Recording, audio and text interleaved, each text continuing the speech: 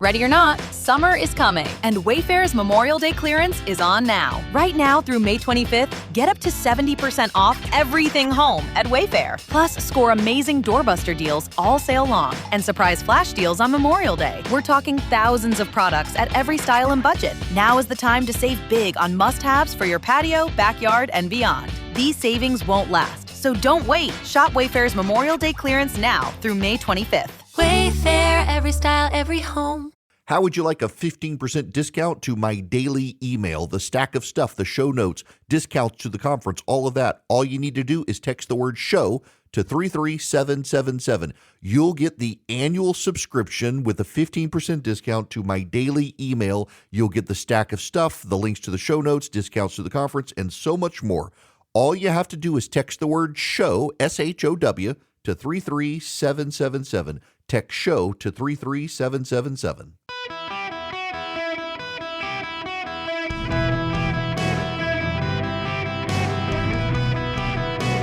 Welcome to the Eric Erickson Show podcast, Hour 1.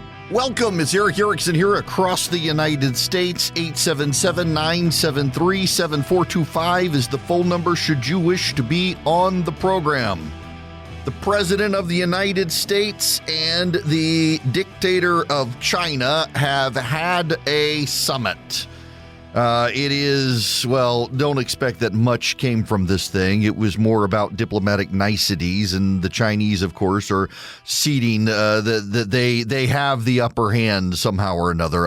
It's kind of remarkable the massive amount of spin that we are getting from pro-Chinese voices inside the United States. They hate Donald Trump so much that they are willing to cheer on the communist dictator of China. It's not just that, though. The Chinese clearly have had for a very long time sympathetic voices in the American media, and they're all talking about how woohoo, yay, we the Chinese, they're surrogates for China, have the upper hand. China is winning. China is glorious. China is awesome.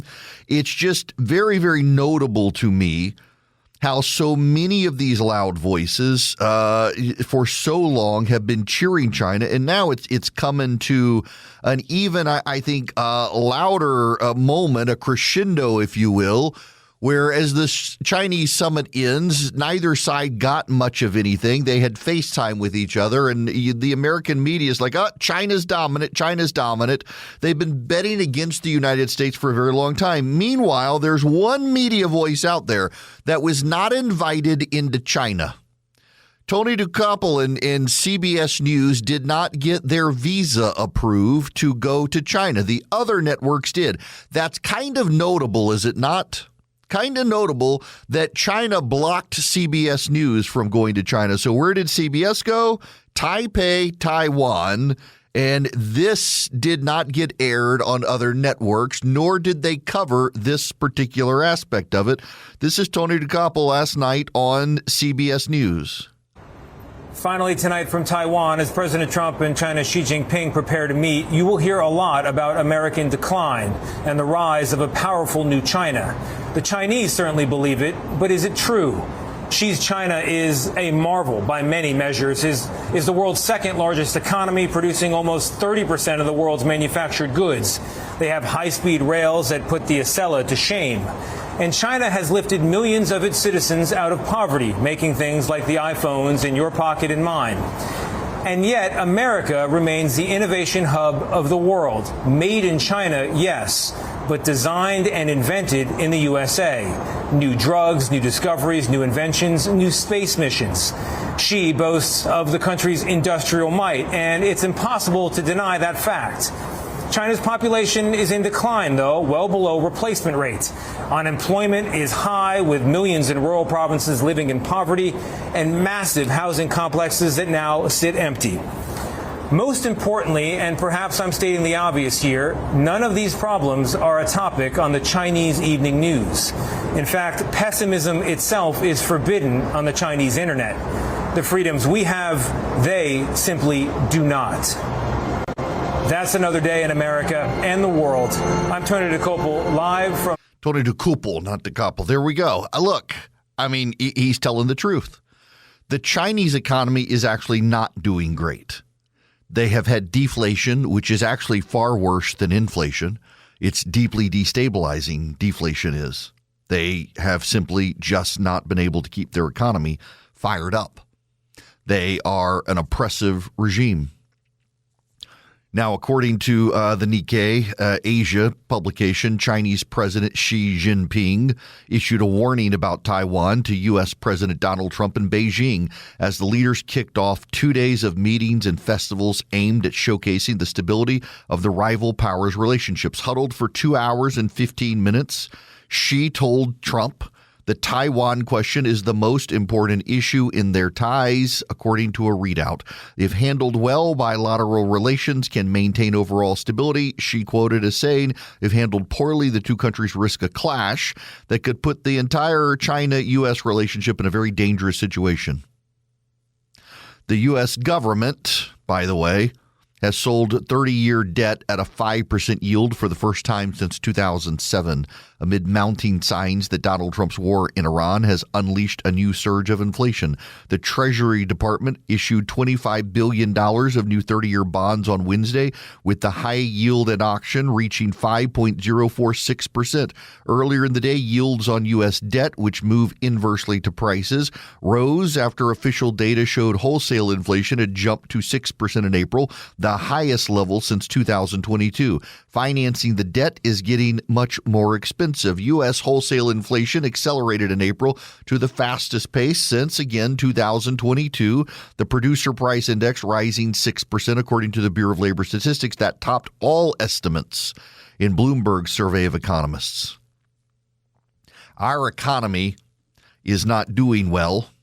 The president, of course, I think was taken out of context on his remarks about not caring about American finances while structuring the war. But we do have economic problems. But the issue is that China has worse economic problems than the United States. And one of the larger issues is how much of a wild card it is to deal with Donald Trump. He's very unpredictable, which throws off the planning for the Chinese. Fareed Zakaria on CNN. A lot of those companies have businesses in China. I mean, Tesla sells lots of cars in China, and it's facing stiff competition. Tesla's market share is declining not because the Chinese government is stopping them, but because the Chinese have a ferociously competitive EV market at home. Most of the ones you mentioned, I think, other than Meta, actually do operate there. But you're right. Trump is looking for more market access to China. My sense, Caitlin, is if it's about this kind of stuff, the Chinese are happy to deal. They're happy to be transactional. They're happy to say, in return for you lowering tariffs this much, we'll allow the American banks to own 10% more of their joint ventures in China. The issue that they find with Trump is he's very unpredictable. He's very disruptive. And he does things like the Iran war, which completely disrupt and upend their planning. I mean, the Chinese get a lot of imported energy out of the Persian Gulf. And I think they find that it's the wild card of Trump that they find harder to understand and deal with. Trump, as a transactional businessman, they're happy to cut a deal. They're happy to cut a deal, but he's the wild card. Yeah, it makes their planning unstable. It's the part of the problem with the Russians. You know, the media talking point, the Democratic talking point about Donald Trump is that he's a lackey for Vladimir Putin. Don't look now, but the Trump administration has done more over the past year and a half to actually help the Ukrainians get access to the arms Joe Biden promised them. Did any of you even know this? It's not a talking point. It's the truth. Joe Biden promised a lot of armaments to the Ukrainians and then never actually delivered them. Donald Trump actually did, and authorized their use of long-range missiles and coordinated intelligence with the Ukrainians on where to target inside Russia, which is what the Russians are doing with Iran right now, by the way. And, of course, there are some Americans who say, well, we did it with Ukraine. Of course they're going to do it with Iran, except are you not on the American side? Why are you just kind of waving it all away? It's notable. The Russians and the Chinese are helping the Iranians, and the Chinese want the Strait of Hormuz open. They need the Strait of Hormuz open. The Chinese are desperate for the Strait of Hormuz to be open. It's not just them. That they also, the Chinese, need access to our AI chips because their AI chips are not as good as ours. The Chinese have been remarkably good at developing new chips, but they're all based on American chips. And all of the breakthrough technologies China has been claiming for its LLM AI models, the large language model AI models, turns out they were produced on American chips despite the Chinese denying it. This is Senator James Lankford of Oklahoma. We're talking you couldn't buy an automobile, you couldn't buy a personal computer, you couldn't buy almost any piece of technology that's out there if China has total control over those semiconductor chips. We've already seen China gain worldwide control of many of our critical minerals. The United States has failed to be able to produce our own critical minerals, fighting against all the permitting and environmental restrictions, so that we're dependent on China for our critical minerals. When we have those critical minerals here, if China has control of semiconductors like they have control of critical minerals, they literally control the modern economy globally. That is a very dangerous risk for any economy. It is. And that's where China has us. We have allowed China to do this. We have the critical rare earth minerals in this country. We do. The problem is that the regulations, as Senator Lankford points out, the regulations prevent us from digging them out. In Maine, we have a massive amount of lithium, but the environmentalists are opposed to us digging it out. We have gallium in Utah. The environmentalists are opposed to us digging it out. We have all the rare earth minerals that China has and controls around the world here. And one of the things that the president has wisely done is recognize that the Chinese in South America have been buying up rare earth mineral mines. And the president has been playing politics very well in Central and South America to realign several of those governments to us in a way that complicates China's ability to control the rare earth minerals there. Nobody in the media wants to talk about that because you would have to say something complimentary about Donald Trump's foreign policy. Instead, what we get over and over and over and over is that Donald Trump is incompetent. Donald Trump is in over his head. Donald Trump doesn't know what he's doing. And you know what? Maybe Donald Trump is incompetent. Maybe Donald Trump is in over his head. Maybe Donald Trump doesn't know what he's doing, but he's surrounded by people who do. The pro-China angle from the press and the left is really no different from how apologizing they were, serving as apologists for the Soviet Union back in the 1980s, and the Soviet Union fell too. Now, I'm more worried about China.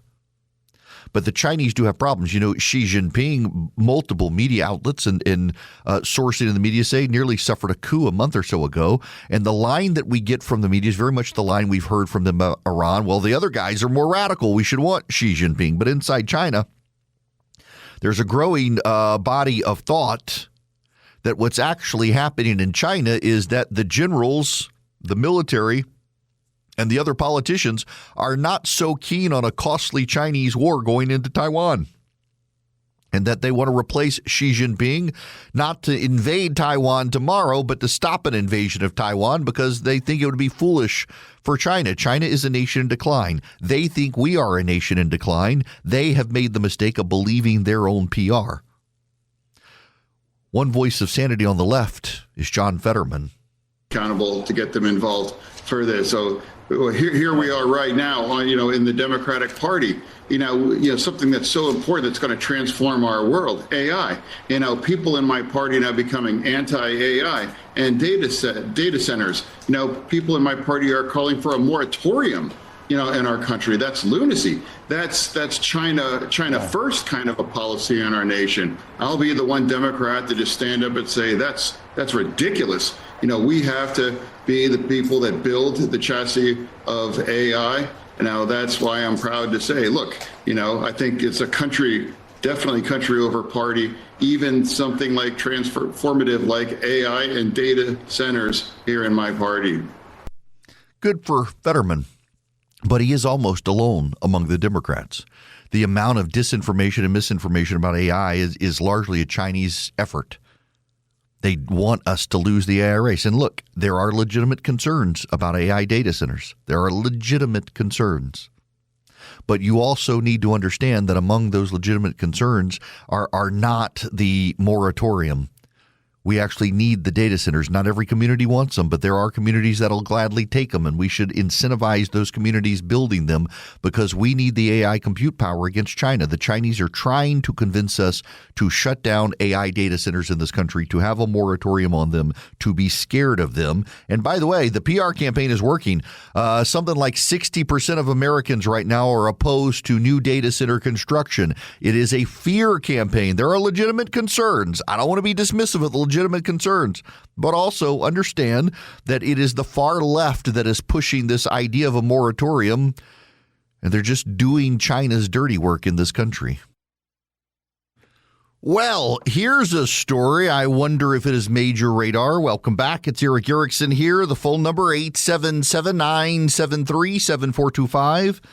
This is from AL.com from Alabama. A routine dive repair at a federally recognized dam in Mobile, Alabama, led to an unexpected discovery: an improvised explosive device. The grenade-type IED was located at the Converse Reservoir Dam. The Mobile Area Water and Sewer System contacted the Mobile County Sheriff's Office, which facilitated a multi-agency response to retrieve and detonate the explosive. The Gulf Coast Regional Maritime Response and Render Safe Team performed a successful retrieval and detonation of the IED. Our top priority is keeping your drinking water safe, says Bud McCrory of the Mobile Water Authority. It's an unprecedented threat. We are fortunate the device was discovered before it could cause serious damage to the water supply or harm to individuals. We're grateful for the professionalism and competence of our law enforcement partners, as well as the quick thinking of our contractors and divers in identifying this device and safely destroying it. The FBI bomb squad was also called in, and the U.S. Department of Homeland Security has been notified. We have no idea who put it there, when it was there, whether or not it was supposed to go off earlier and didn't go off.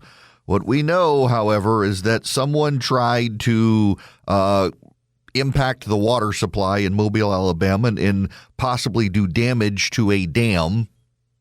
We don't even know about the size of it yet. There's a lot they aren't telling us. There was just happened to luckily be a routine inspection, and the reservoir and dam are federally designated critical infrastructure that were being targeted. So keep your eyes on this story. Let's see if something more develops in this story, or was this something old that never went off? We got no idea, but sure is a curious story that something like this has happened in Alabama. And there hasn't been a whole lot of national coverage about it either, has there?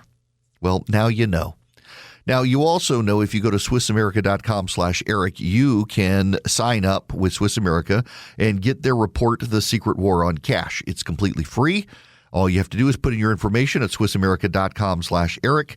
And related to that, you can also find out all the latest news you need to know about what's happening in markets, helping you stay informed ahead of your friends. If you want to know what the BRIC nations are doing, trying to disrupt the U.S. reserve currency, how they're affecting global gold and silver prices, it's all there. SwissAmerica.com/Eric. SwissAmerica.com/ERICK. Sign up with Swiss America today. Get informed. Get their podcast, Swiss America Trading on YouTube, and get the Secret War on Cash report at SwissAmerica.com/ERICK. Start a relationship today with Swiss America. I bought gold from them. You can too. I got gold coins from them. And boy, have they gone up in value. My goodness. Go to SwissAmerica.com/ERICK today. Sign up with Swiss America and help them. Well, let them help you with your investments. When we come back, a digital currency, that's what some members of government want. And also the end of the rise of black power that the Democrats are complaining about. Hello, welcome. It is Eric Erickson here. The phone number is 877-973-7425. I got to bring this up before I move on to anything else. Admiral Cooper, Brad Cooper, who's the head of CENTCOM, has been testifying before the United States Senate today. And I want to play you some of the audio from Admiral Cooper. He's somewhat pushing back on some of the stories we've heard about the damage done to Iran. In fact, he says that the chief of U.S. Central Command knocked down news reports Iran retained 70-75% of its pre-war missiles and launchers as not accurate. The Washington Post, the New York Times, and others reported May 7th that Iran retained 75% of its pre-war inventories. Asked about the report in the Senate Armed Services Committee, Cooper declined to discuss specific intelligence assessments, but said that figure is not accurate. Now, let me play for you some of his statements. Well, it would help if I rearrange my audio here. Give me 1 second. Here we go. This is Admiral Brad Cooper from CENTCOM. U.S. Central Command was created in direct response to the threats posed by the Islamic Republic of Iran, and I am the 16th CENTCOM commander to deal with the Iranian problem set. For 47 years, the Iranian regime has terrorized the region and made hostility to the United States a core tenet of its rule. Their hostile, lethal track record against the United States is well documented, but I don't know that it is always well understood. Here's a data point. In just the last 30 months prior to the commencement of Epic Fury, Iranian-supported terror groups have attacked U.S. troops and diplomats more than 350 times, the equivalent of an attack more than every third day, killing 4 U.S. service members and wounding nearly 200 more. After more than 2 years of Iranian attempts to leverage October 7th of 2023 to tear the region apart, at the direction of the President, United States Central Command initiated Operation Epic Fury. In less than 40 days, CENTCOM forces achieved our military objectives. Most notably, we degraded Iran's ability to project power outside its borders and threaten the region and threaten our interests. As an example, we can all remember April and October of 2024, hundreds of Iranian ballistic missiles and drones raining down in the Middle East. Today, Iran can no longer attack with that mass and scale. And further, with 90% of its defense industrial base destroyed, Iran won't be able to reconstitute those weapons for years. 90% of its industrial base destroyed. A little more here. I can get this file to load. Some of these files are coming across social media and they're a little bit slow, so bear with me as I try to get these to fire up for us. Their capability have been significantly degraded. If I just use my own professional experience, in 100 transits through the Strait of Hormuz, you would typically see 20 to 40 fast boats, and lately we've seen 2 or 3. Their capability have been 2 or 3. Their capability has been reduced. Let's see. And then also on the drones, this is one of the more remarkable statements in questions from members of the Senate. Again, this is Admiral Brad Cooper. He's the head of Central Command, which is overseeing the Operation Epic Fury in Iran. I'd like to use the opportunity to myth bust on drones. Okay. The days of $35,000 drones that we saw in the last couple of years, particularly in the fight against the Houthis in Yemen, those days are behind us. Today, we face an increased threat from drones that are highly sophisticated. They're jet-powered. They have high-end sensors. They have electronic warfare. They have signals intelligence. So those days of using high-value defenses to shoot down cheap targets are behind us. Quite the contrary, what we have been doing lately is using our own low-cost one-way attack drones, attacking Iran, making them use higher and more expensive weapons. So I can confidently tell you we have flipped the cost curve in many ways. Always work to be done, but I like where we are in this regard. Flip the cost curve. So essentially, defense is more expensive than offense. You fire a one-way attack drone that takes $35,000. You got to use $1 million missile to bring it down. So what if we flip the cost curve by sending lots and lots of one-way attack drones to Iran, forcing them to use up their missile reserves to shoot down our drones? It makes a lot of sense. A lot of encouraging news from him at this briefing today, Admiral Cooper, about the progress and about the destruction of Iran's arsenal, pushing back diplomatically, I think you might say, on the issue of what the claims have been in the press about Iran's capabilities. Now, all of that being said, just so you understand, all of that being said, There are lots of reasons to believe Iran is getting back into some of the underground storage facilities where they were able to preserve weapons. They've got a massive pile of granite on top of these weapons that have protected them from bombing. We've been able to bomb the access ports, doors, and ventilation shafts, but we can't get all the way down into the mountain. And the result, of course, has been that we have, not been able to completely wipe them out. And so the Iranians can dig back in, and that is, to a degree, the claim being run by CNN, the New York Times, the Washington Post, and others, that we have actually not blown up those reserves. So if the Iranians get back into it, Iran can get access to those weapons again. And that is one of the really deep concerns that we have as Iran continues to believe, the press, that it has won the operation and come out ahead. And that's something you've got to also understand for real, is that the American press corps itself continues to say that Iran has won this. Iran is coming out ahead of this, and Iran believes it. Because Iran believes it, Iran is unwilling to negotiate. Now, I need to move on to some of the other stuff that's out there beyond this, and we'll get back to this, because I'm noticing statements being made today by Democrats and by members of the media. There is an ongoing talking point by the American press corps, by the Democratic Party, that what we are seeing with the redistricting fight is the erosion of quote-unquote black power.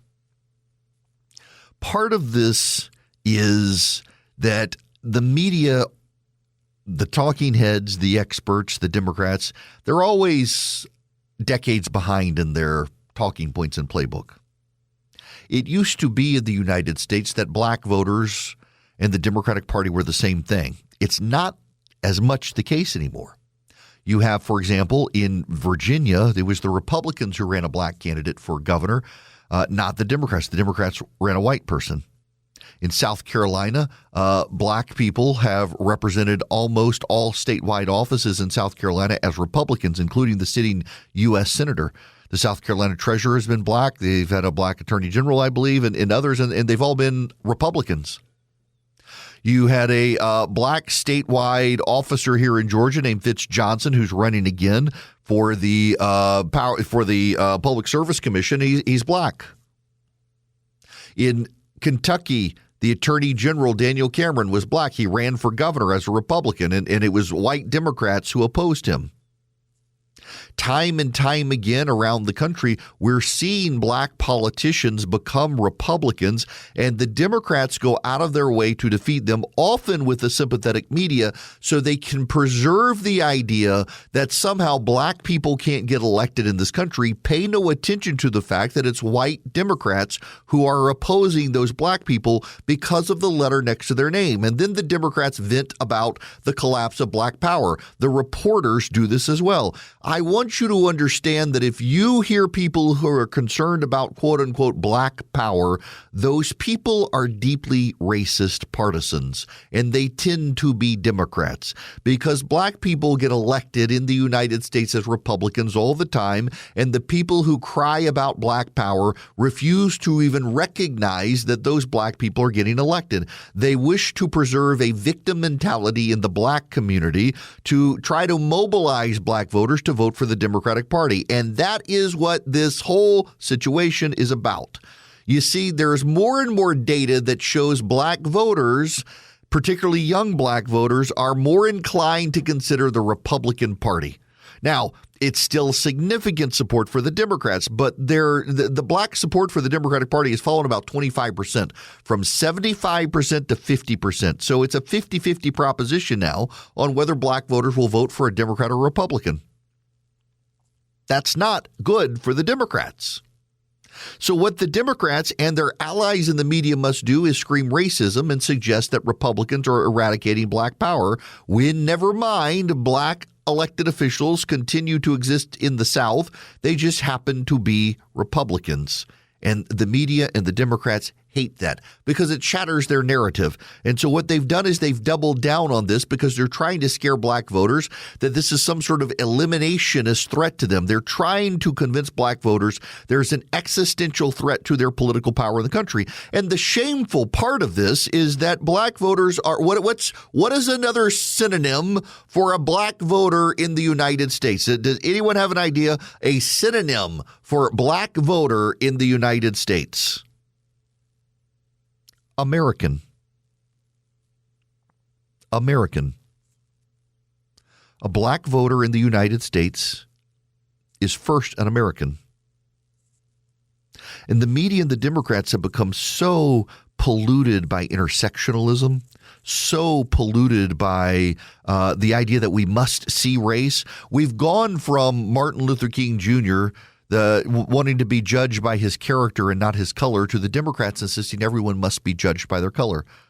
The Democratic Party has defeated the vision of Martin Luther King Jr. And in fact, there are some progressive Democrats these days who actually hate Martin Luther King Jr. because of his philosophy. He's actually the bad guy to a progressive wave within the Democratic Party who think that his idea that we should have a colorblind society was naive and foolish and should be put on the ash heap of history.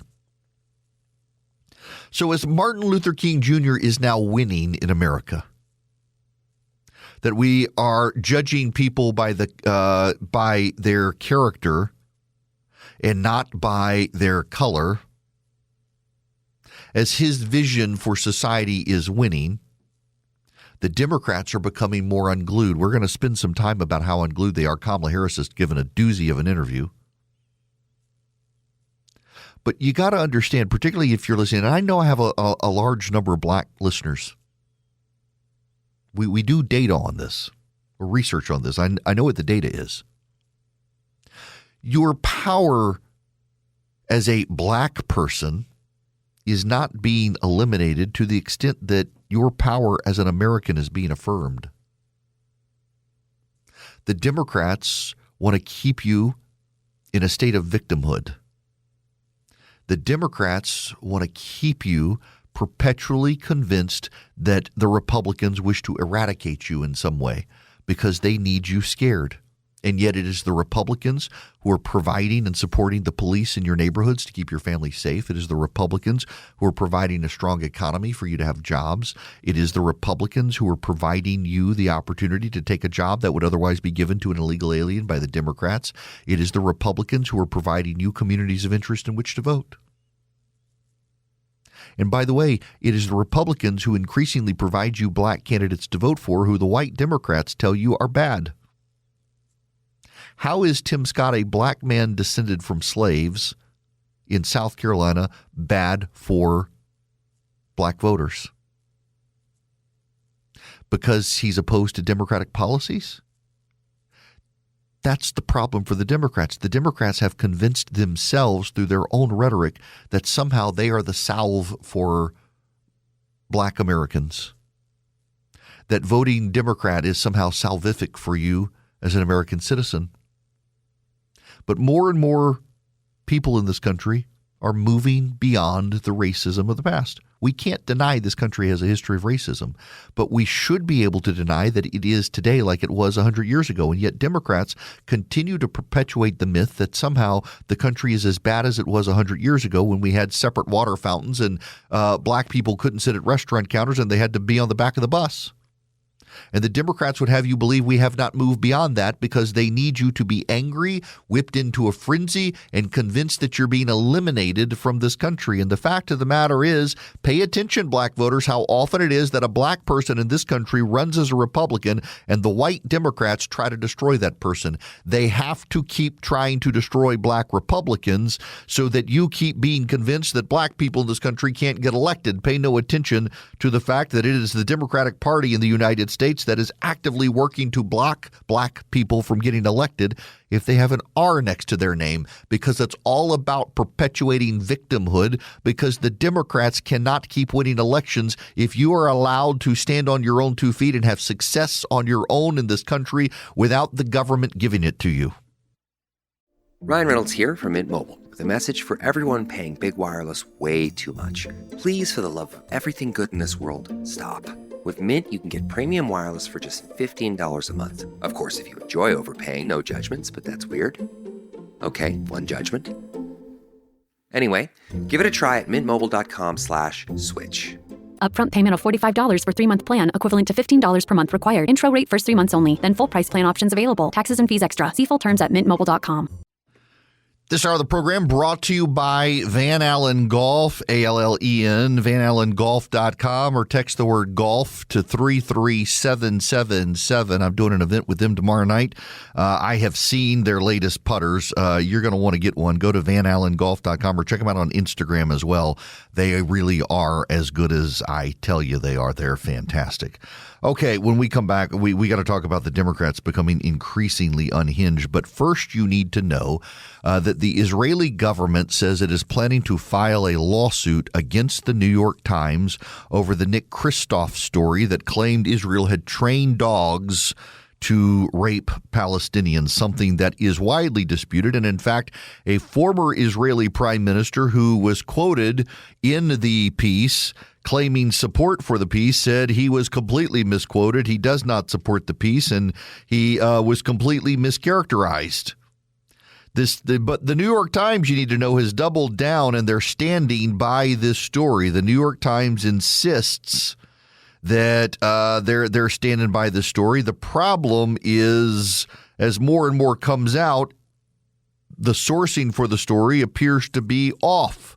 Not legitimate stories. And just so you understand, the Palestinians, Hamas has accused Israel of training dolphins to attack them, wild boars to attack them, spy cows, special rats to attack Palestinians, Israeli vultures, shark attacks, birds to spy for Israel, flocks of birds, squirrels, lizards, hyenas. Literally, this is a documented list of animals that Hamas has routinely said Israel has trained to attack them, from rats to birds to hyenas to now rape dogs.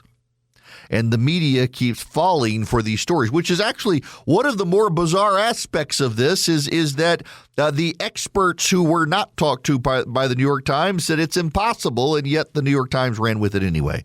And now they're going to get sued. I don't know that Israel's going to be able to maintain the lawsuit, though, given American law.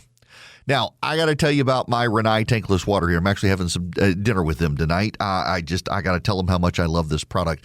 It's a tankless water heater. You do not have to keep a water filled in a tank, heated at all times, because with the tankless water, it doesn't actually turn on and heat the water until the water turns on and flows through it, and then it heats it up brilliantly. You go to TalkingTankless.com, TalkingTankless.com. You can get one of these. They're well priced, but they're going to make it even better for you because you'll get a $500 rebate if you go to TalkingTankless.com. Here's the catch. Homeowners only. It's got to be for your house, and it's got to be bought and installed, purchased and installed by June 30th. So you go to TalkingTankless.com, you click the rebate button. You'll go to the rebate portal. You put in your information, and then when you put in your information, click submit, you'll see a list of rebates. You click on the Eric Erickson one and put in my name, Eric, because it's just for you guys. ERICK, that's what you want to put in when it asks you for it. You can even find a plumber in your area to do your install. Purchase, install by June 30th. Get a $500 rebate for your home from Rinnai and have hot water forever thanks to Rinnai. TalkingTankless.com.